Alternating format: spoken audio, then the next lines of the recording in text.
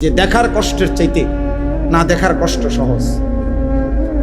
এটা পরীক্ষা করে দেয়। অর্থাৎ তুমি যদি কোনো ভিন নারী না দেখো, মাথা নোয়ায় রাখো, তাহলে হয়তো না দেখার একটু সময় ছাত করে কষ্ট লাগবে যে দেখলাম না, কিন্তু এরপরে আর মনে পড়বে না, কারণ আমি তো দেখিই না, কি মনে পড়বে।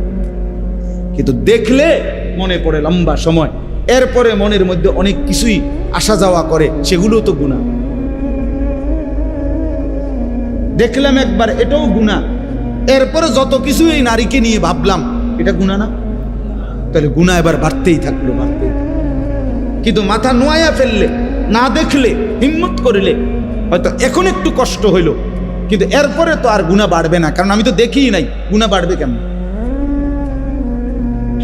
আল্লাহ আমাদেরকে তৌফিক দান করেন, আল্লাহ আমাকেই তৌফিক দান করেন।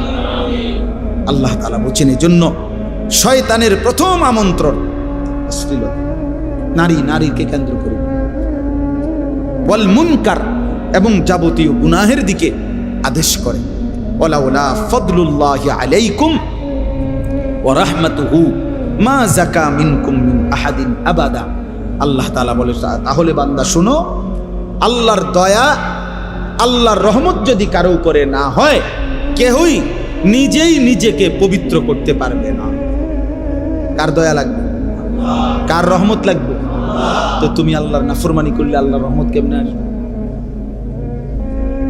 তুমি আল্লাহকে একটা সেজদাও না দিলে আল্লাহর দয়া কিভাবে হবে? হ্যাঁ, কিভাবে হবে?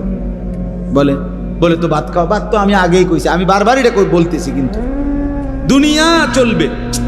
দুনিয়া যেহেতু আল্লাহ তাআলা কাফের, মুশরিক, বেঈমান, ইহুদি, খ্রিস্টান, হিন্দু, বৌদ্ধ, নাস্তিক, মুরতাদ, মানে যে আল্লাহকেই স্বীকার করেন, আল্লাহ তারে খাওয়াই কিনা, তো আমারে খাওয়াইতে অসুবিধা, আমি তো আল্লাহরে স্বীকার করি। আমাদের যত ছেলে বা আমরা যে যাই গুনাহ করি, তো এত আল্লাহকে তো অস্বীকার করে না। বুঝেন নাই আমার কথা? তো ডাইরেক্ট আল্লাহকে অস্বীকার করে, দেয়ার ইজ নো গড, ঈশ্বর বলতে কিছু নাই।